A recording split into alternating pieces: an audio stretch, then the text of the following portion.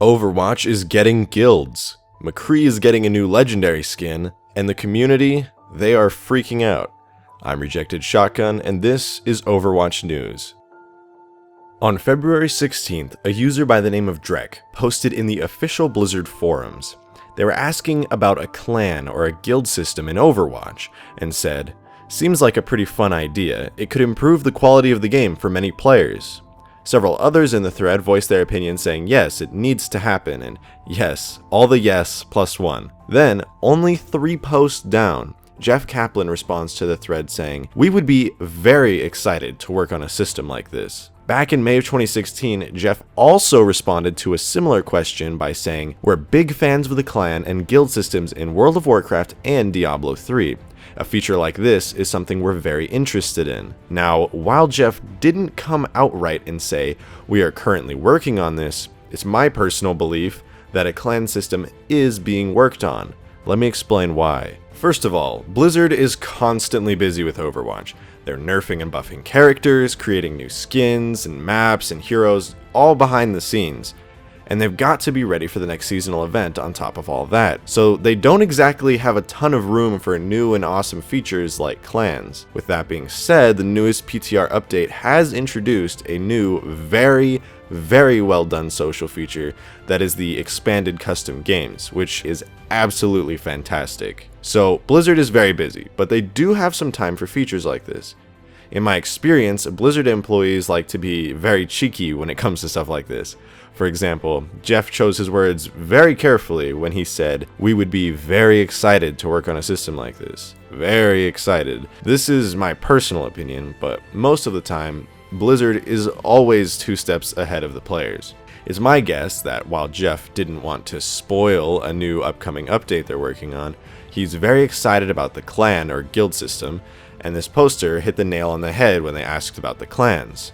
So, while it might be a little ways away, there is a clan update coming to Overwatch, and it might just come out this year. As we all know, Blizzard likes to make unique and clever spins on pre-established ideas. A Reddit user by the name of ThatHalfAsian had a very interesting idea. They said, "It would be cool if guilds were representative of different organizations, i.e. Overwatch, Talon, Vishkar, Blackwatch, etc. For me personally, this would be super cool. Being able to represent a faction in the Overwatch universe and fight others in quick play or competitive would add a whole new level of competitiveness.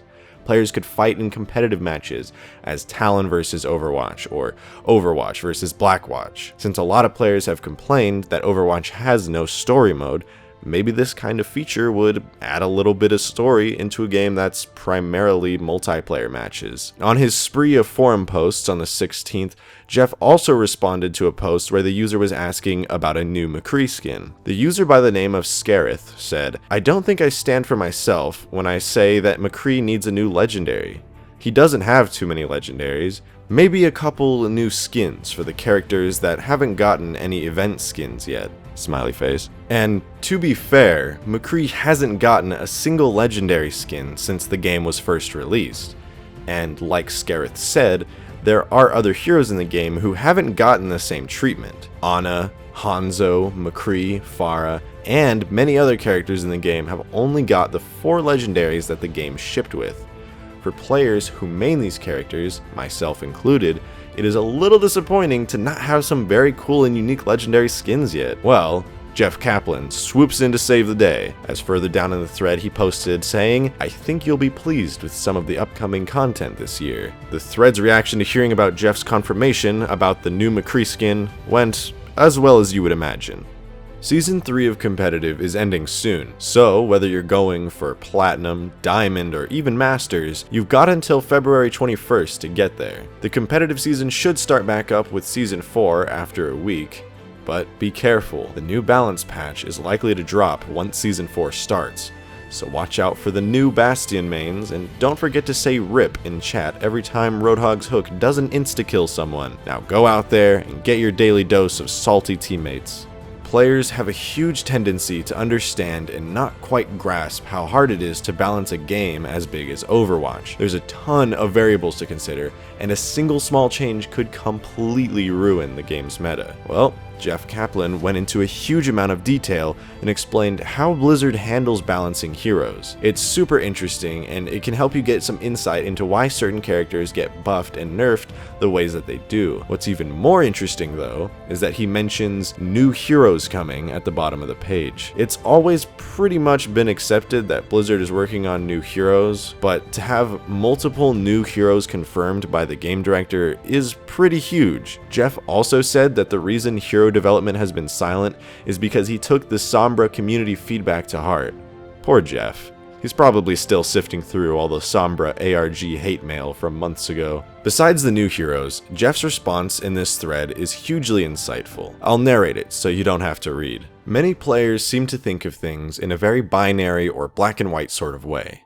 For example, a hero needs either a buff or a nerf.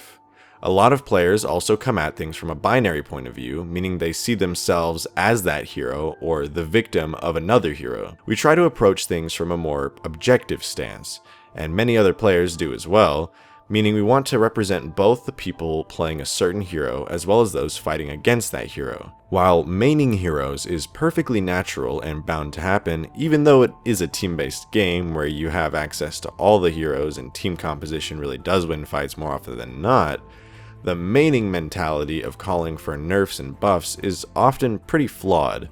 When mains of a certain hero call for nerfs against another hero, they are often not satisfied until that hero has any viability whatsoever. We try to be as objective, deliberate, and careful as possible when it comes to balancing heroes. We don't usually think of things as simply as Hero X needs a buff or Hero Y needs a nerf. Heroes sometimes need to be adjusted, and that can mean a mix of tuning certain things up and tuning certain things down.